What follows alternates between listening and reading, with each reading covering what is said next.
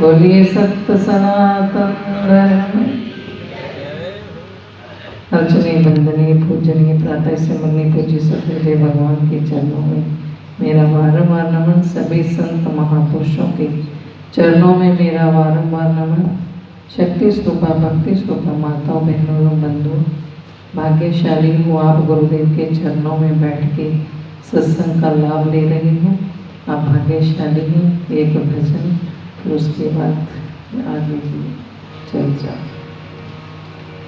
तेरी मेहरबानी का है बोझ इतना, तेरी मेहरबानी का है बोझ इतना, जिसे मैं चुकाने के काबिल नहीं हूँ।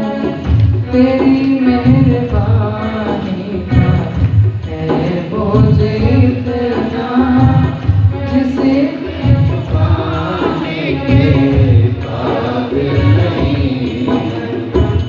आ तो गया हूँ मगर जानता हूँ, आ तो गया हूँ मगर जानता हूँ, तेरे दर पे आने के काबिल नहीं हूँ। तेरे दर पे आने के काबिल नहीं हूँ।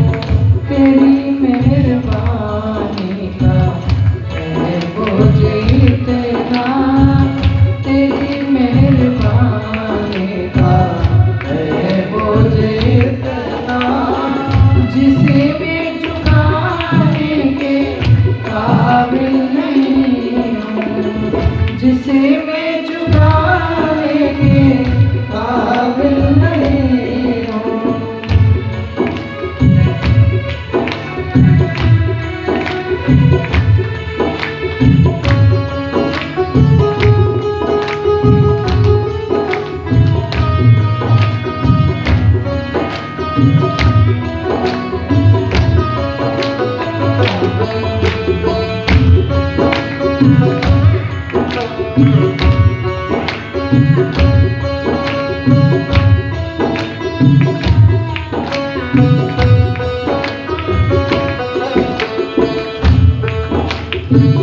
माना कि चाहता हो तुम्हें कुल जहाँ के, अगर जो कैसे कराऊं मैं आगे।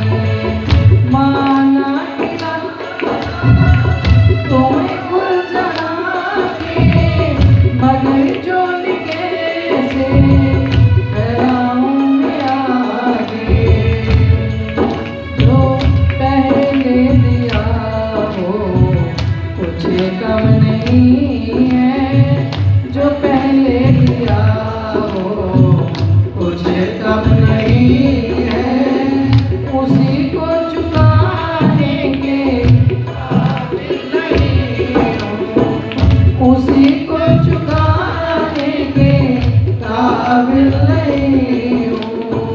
तेरी मेहरबानी का है बोझ इतना, तेरी मेहरबानी का है बोझ इतना, जिसे मैं चुकाने के काबिल नहीं हूँ। जिसे मैं चुकाने के काबिल नहीं हूँ।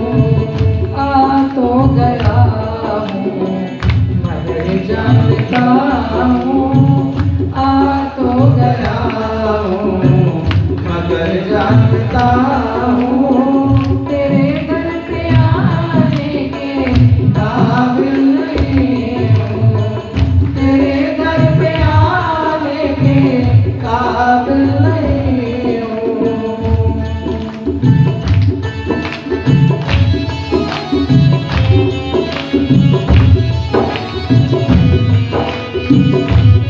सतगुरुदेव भगवान की जय।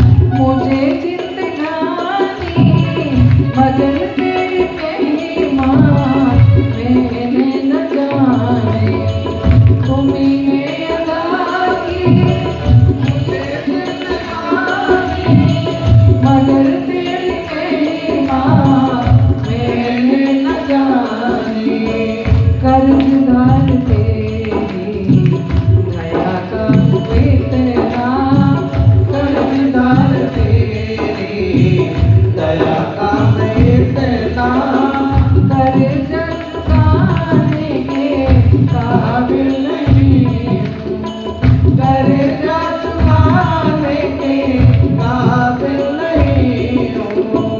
तेरी मेहरबानी का है मुझे इतना, तेरी मेहरबानी का है मुझे इतना, जिसे भी चुकाने के काबिल नहीं, जिसे मैं चुकाने के काबिल नहीं हूँ। आ तो गया हूँ मगर जानता हूँ, आ तो गया हूँ मगर जानता हूँ, तेरे दर पे आने के काबिल नहीं हूँ, तेरे दर पे आने के काबिल नहीं हूँ।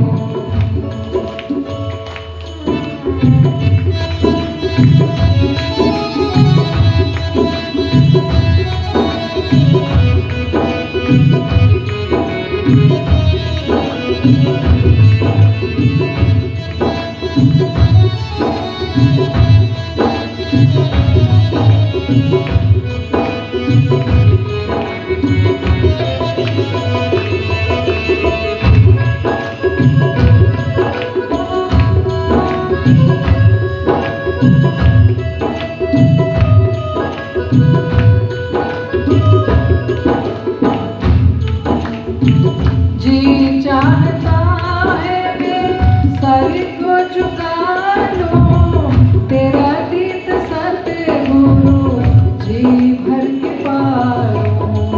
जी चाहता है सर को झुका लूं, तेरा दीद सतगुरु जी भर के पालूं। सिवा दिल के टुकड़े के मेरे सतगुरु, सिवा दिल के टुकड़े के है मेरे सतगुरु, कुछ भी चढ़ाने के काबिल नहीं हूँ, कुछ भी चढ़ाने के काबिल नहीं हूँ।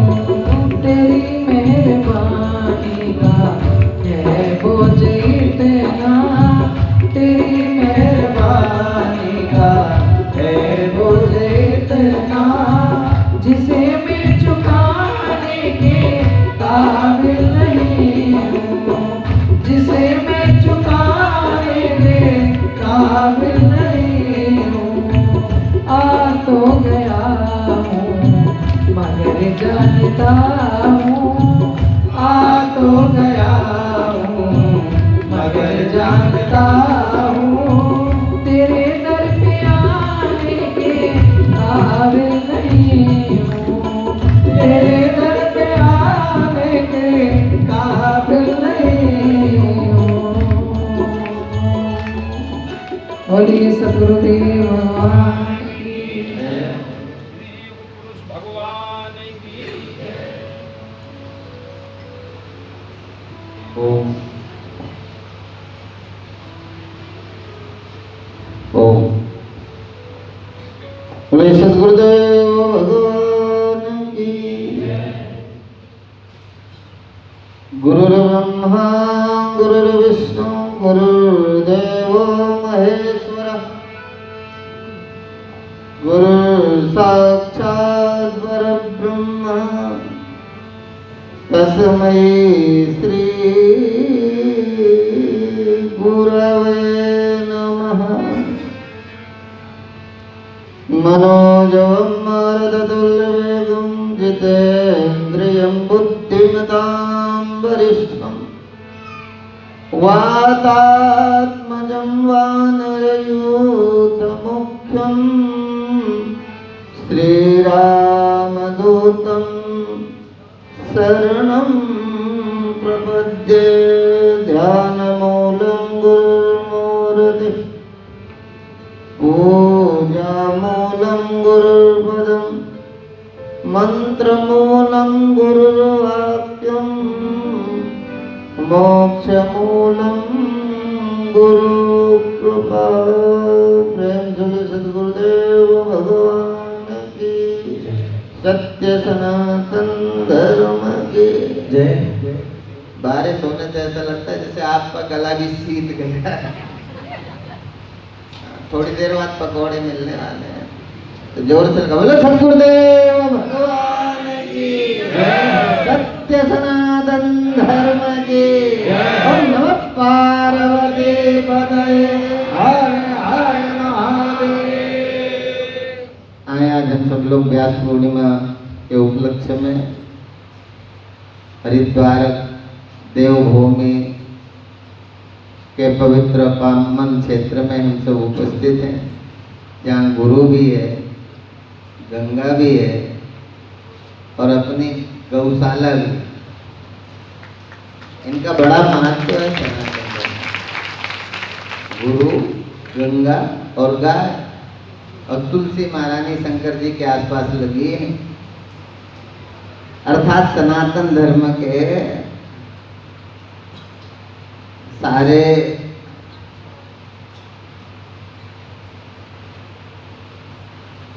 चिन्ह जिनकी हम चर्चा करते हैं, परित्राणाय साधूनां विनाशाय च दुष्कृतां धर्म संस्थापनार्थाय संभवामि युगे युगे। अर्थात परित्राणाय साधु विप्रदेन सुरसंतहित लीन मनुजोता। जिन ब्राह्मणों की गायों की रक्षा के लिए भगवान स्वयं प्रकट होते हैं। जब ब्राह्मण कहते हैं तो आप जाति से जोड़ लेते हो, जाति भी ब्राह्मण है, पर कई दफा ब्राह्मण से इतर जाति के जो लोग होते हैं ना, उन्हें जब ब्राह्मण की चर्चा करो तो कहते हैं ये ब्राह्मणवाद कर। ब्राह्मण का अर्थ कोई जाति विशेष के लिए नहीं है। ब्राह्मण का अर्थ जो धर्म के सभी धर्म के जितने भी क्राइटेरिया हैं, धर्म का जो ठीक ठीक पालन करते हुए स्वयं और समाज का मार्गदर्शन करे, वही तो ब्राह्मण है।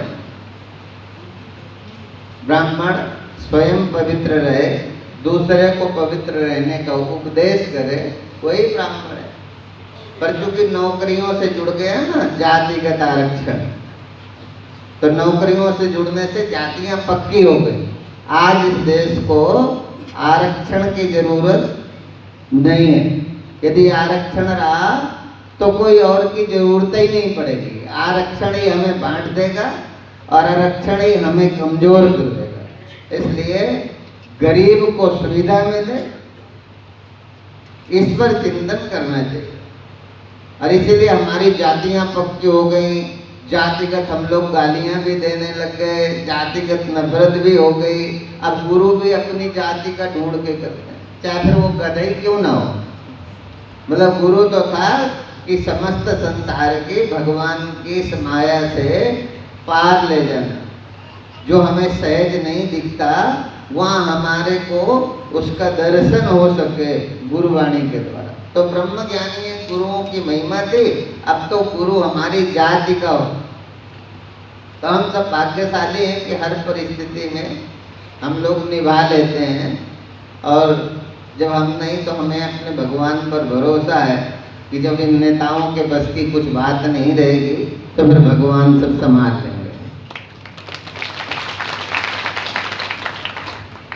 तो आज हम जिस व्यास पूर्णिमा के लिए आए हैं, बहुत लंबी कथा तो सुनने आए हैं। व्यास पूर्णिमा का अर्थ ही है कि चलो संकल्प करना चाहिए कि आज तक जैसा बीत गया अब लो नसानी अब न नसी।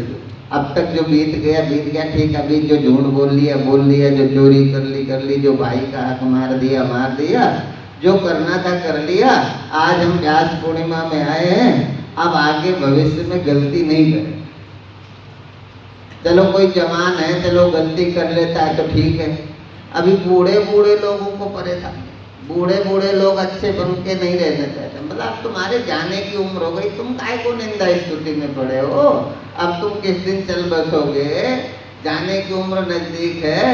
तुम क्यों दूसरे की निंदा में सुख ले रहे हो? तुम क्यों दूसरे के धन में सुखी होना चाहते हो? अब तो तुम्हारी उम्र ही नहीं है, कोई जवान है, वैसे तो पता नहीं एक पल का भी, पर चलो जवान है तो मोटा मोटा मानते हैं कि अभी तो जवान बच्चे हैं, जवान होंगे, बूढ़े होंगे, फिर मौत आएगी, ऐसे ही मानते हैं ना।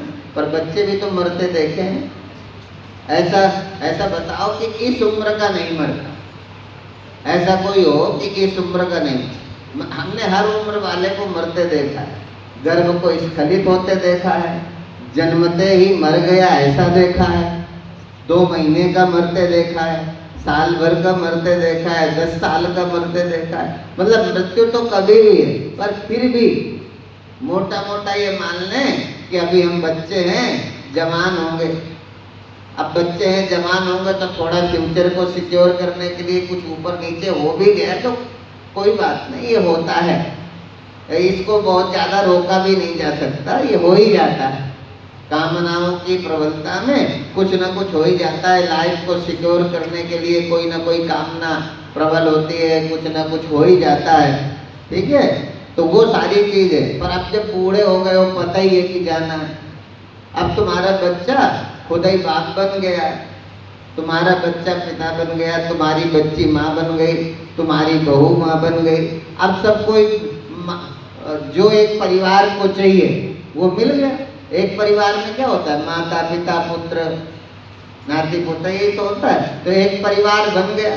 अब तुम इस परिवार बनाने के बाद भी अभी परिवार को ही ठीक करने में लगे हो। इस देश के यदि ओल्ड एज लोग भी ठीक से भगवान के संबंध में या ठीक से रामायण और उपनिषद की शरणागति में आ जाए तो कोई अलग स्वर्ग जाने की जरूरत नहीं है। जिन परिवार के बच्चों की शादी हो गई है, जिन परिवार में बहुएं आ गई हैं, जो परिवार इस कर्तव्य कर्म से निवृत्त हो चुके हैं, केवल ऐसे माता पिता भी एक दो थोड़ी, करोड़ों की संख्या में हैं। ताश खेल लेंगे और सब कर लेंगे और इधर उधर बात कर लेंगे।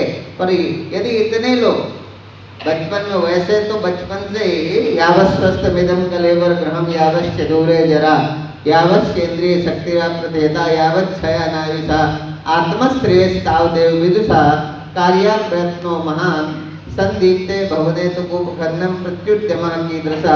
नीतकार भगवान ने तो यही कहा है कि जो करना है वो पहले कम उम्र में कर लो, नहीं तो संदीप्ते भवने तो कुपखन्नम प्रत्युद्यमा की दृशा। यदि पहले से तैयार नहीं है, भवन बहुत सुंदर है, पर आग लग जाने पर फिर आग बुझाने का सामान इकट्ठा करोगे, या तो जमीन से पानी निकालोगे या फायर सिलेंडर खरीदने जाओगे बाजार, तो जब तक आओगे तो घर ही जल जाएगा कि बचेगा? बचाने में सक्षम नहीं, तब तक घर ही जल जाएगा। तो बुद्धिमान वो लोग हैं जो घर के साथ साथ पहले ही अग्निशमन की व्यवस्था कर लेते हैं। वो फायर सिलेंडर हो या पानी का स्टॉव हो, पहले व्यवस्था रखते हैं कि आग लगेगी तो ये पानी काम आ जाएगा, आग लगेगी तो ये सिलेंडर काम आ जाएगा फायर वाला। जो पहले से तैयार हैं वो अपने घर को बचा लेते हैं। इसलिए महात्माओं ने बहुत सरल ढंग से कहा, जो पहले से तैयार न थे वो पछता कर चले गए। असल में हम तैयार नहीं है, इसी बात का तो रोना है। यदि हम रेडी हैं, तैयार हैं तो ठीक है। इसलिए हमने कहा जिनके पुत्र और पुत्र वधू आ गई हैं, कम से कम इस उम्र के लोगों को तो 100% गीता सुननी चाहिए, 100% रामायण सुननी चाहिए, 100% उपनिषद सुनना चाहिए। और सुनना ही नहीं चाहिए, जो गीता रामायण में बताया है, केवल सुनने से थोड़ी होगा। जैसे मन के लड्डू खाने से पेट की भूख नहीं लगेगी, तो सुनने से ये श्रवणेंद्रिय का विषय तो है। श्रवणेंद्रिय को सुख तो मिला, आंखों को अच्छा चित्र दिखे तो आंखें खुश हो जाती हैं, कानों को अच्छे शब्द मिले तो कान खुश हो जाते हैं, पेट को अच्छा भोजन मिले तो पेट खुश हो जाता है। तो इंद्रियों की खुशी तो मिल गई, पर यदि उसको जीवन में धारण नहीं किया तो बाकी सब बेकार। इसलिए धारण करने से, जैसे बैंक में बैठा हुआ मैनेजर रोज करोड़ों रुपए देखता है पर खुद गरीबी में जीता है, कि बड़ा आदमी हो जाता है बैंक मैनेजर, घूसखोर हो जाता है पर बैंक मैनेजर जो रोज नोट गिनता है, देखता है करोड़ों में, वो बड़ा आदमी हो जाए। ऐसे ही ट्रस्ट और आश्रमों का मामला, कई दफा लगता है ये मालिक हो गया, है ना। तो हमने कहा ट्रस्ट और आश्रमों में क्या होता है, केयर टेकर होता है। पढ़े लिखे लोग सभी जानते हैं, ट्रस्ट एक कोई भी न्यास है, उसका कोई मालिक नहीं होता। मालिक बस इतना ही है कि वो अपना पूरा पुरुषार्थ आश्रम को समर्पित करता है, तो सारे ट्रस्टी उसकी बात मानते हैं, क्योंकि उसका सारा जीवन आश्रम के लिए, तो सारे ट्रस्टी बात मानते हैं, सारे ट्रस्टी उसकी बात मानते हैं। तो सारे ट्रस्टी उसकी बात मानते हैं, तो उसकी बात मानते हैं, इसलिए वो मालिक दिखता है। भाई हमने कह दिया कि ये एक भवन बनाना है, तो सारे ट्रस्टियों ने साइन कर दिया। ये गाड़ी लेना है, सारे ट्रस्टियों ने साइन कर दिया। इससे लगता है कि ये फला महात्मा इस आश्रम का मालिक है। मालिक है तो अपने आप कर ले। मालिक तो आप हो ना, जैसे घर के मालिक तो खुद कर लेते हो कि 4 लोगों के सिग्नेचर चाहिए होते हैं। तो मालिक तो आप हो, महात्मा कोई मालिक नहीं होता। पर कई दफा महात्मा भी भ्रांतिवश मालिक बनने के चक्कर में भटकते रहते। उन्हें लगता है मालिक तो ये बन गया, हमें क्या मिला। तो अब वो हमें नहीं मिला तो गुरु के पास नहीं रहे, गुरु की नहीं सुनना। गुरु कुछ भी कहे तो हमें अपना खुद प्रचार करना है, अपने चेले बनाना है, अपने भक्तों के नंबर इकट्ठा करना है, उनको जोड़ना है। और ये भक्त तो बेचारा वैसे ही है, गंगा गया गंगादास, जमुना गया जमुनादास। जो अच्छा मिल गया ठीक है महाराज जी, नंबर ले लिया, आना महाराज जी। अब कोई गड़बड़ हो गई तो कहते हैं साधु बड़े गड़बड़ है। मैंने कहा बिना जाने तुमने आए थे हरिद्वार सत्संग में, बस गुरु जी के आसपास देखा था इसलिए नंबर ले लिया। अभी एक हमारा ड्राइवर था ना, आपको बड़े मजे की बात, मतलब हमें लगता है कि हम मांगते तो जवानी न मिले। हमारा ड्राइवर इंदौर में, और इंदौर में हमारे साथ गाड़ी चलाता था, अच्छा था, कोई बात नहीं, कोई नशा नहीं, कोई कुछ नहीं, अच्छा था। अब वो जो है गाड़ी चलाता था, अब गाड़ी चलाता था तो गाड़ी चलाता है तो अब हमारे पास तो बहुत सारे काम हैं। अब गुरुदेव का दर्शन हो जाएगा, गुरुदेव से रोज बात हो जाएगी। अभी कई लोग ऊपर आ गए, गुरुदेव के दर्शन करा दो। मैंने कहा भाई गुरुदेव एक बार आएंगे, उम्र के हिसाब से यदि एक एक करके दर्शन ही में आते रहोगे तो फिर नीचे बैठने की एनर्जी न रहेगी। शारीरिक एनर्जी तो सेव करके रखनी पड़ेगी ना, तभी तो आप सबको इतने लोग आए कैसे दर्शन। तो वो मैंने उससे ड्राइवर से नंबर ले लिया। देखो आश्चर्य, मतलब अच्छे बुद्धिमान पढ़े लिखे, कोई ये नहीं कि बूढ़े थे, कम बुद्धि थी, छोटे, मतलब जो अपने को बुद्धिमान मानते हैं, जो बिजनेस के अंपायर में अपने को मजबूत मानते हैं। हम बहुत, हमारा सिस्टमेटिक सारा व्यवस्था है, हम बिजनेस के अंपायर में खड़े। उन्होंने ड्राइवर का नंबर ले लिया, मतलब हमसे मतलब नहीं, अब ड्राइवर का नंबर ले लिया। अब कोई कराए न कराए, ड्राइवर का फोन आ गया और करा दिया। और ब्रह्मज्ञानी साधु,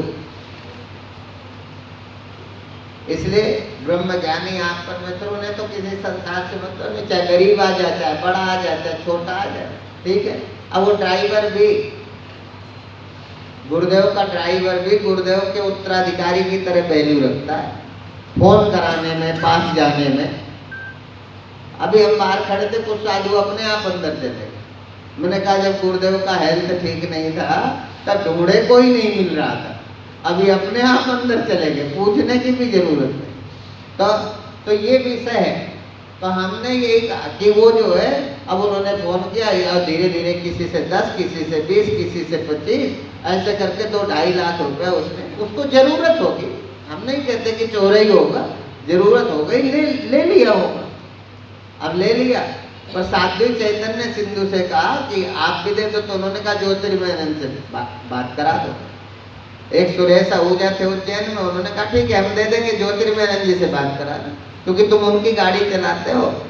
तो वो तो 2 बच गए, जो आए वो किसी ने 25 दे दिया, किसी ने 50 दे दिया, किसी ने 20 दे दिया, 2-2.5 लाख रुपए लेके। अब वो होता तो देता, अब यहाँ तो हमारे सिस्टम में फिट नहीं बैठा, तो हमने नौकरी से निकाल दिया। अब जब नौकरी से निकाल दिया तो अब वो कहते हैं अरे नितिन तो हमारा पैसा ले गया, ड्राइवर तो हमारा पैसा ले गया। मैंने कहा भैया आपने, तो मैंने कहा मुझसे पूछ के दिया था, मतलब पैसा दे रहे हो तो तुम अपने आप दे रहे हो, अब ले गया तो मुझे बता रहे हो, तो तुम जाओ उसके एड्रेस दे देते हैं, घर से ले आओ। तो कई दफा ऐसे ही होता है, भगत जिससे पूछना चाहिए, कैसे ऐसे साधु से पूछे कि महाराज हमें कमरा बनाना है, अब वो कमरा बनाना है जिसके पास गुरु जी के पास भी बैठने का टाइम ना हो, वो साधु तुम्हें कमरा बनाने के लिए प्रेरित करेगा।